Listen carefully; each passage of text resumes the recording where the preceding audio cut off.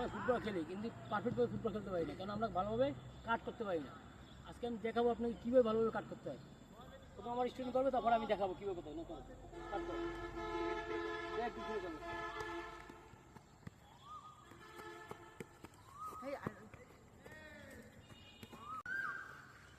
এবারে আমার স্টুডেন্ট কাট করলো, কাট করার নিয়ম হলো কি, আমি যখন কাট করবো মনে রাখতে হবে আমার ডান পা কাট করতে বাম পা আমার এগেনস্টটাও কোথায় থাকতে হবে, সামনে থাকতে হবে। কোথায় থাকতে হবে?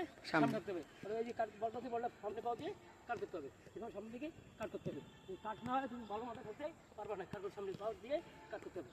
যে আমার পাও এগেনস্ট যদি সামনে না থাকে তাহলে আমি কাট করতে পারবো না। মনে রাখতে হবে আমার ডাইন পাও দিয়ে কাট করলে আমার বাম পাও সামনে থাকতে হবে। আমার বাম পা দিয়ে ডাইন পা যদি কাট করি, বাম পা যদি কাট করি তাহলে আমার ডাইন পাও সামনে থাকতে হবে। এটা হলো কাট করা। গাড়ির কাজ করার সাথে তুমি কাট করতে পারবা না। যদি আমি পাও পিছু দিয়ে কাট করি তাহলে তোমার কাট করা হবে না, বল তাতে স্পিড দিতে পারবা। তাই কাট করতে ভাই 100 দিছে কিন্তু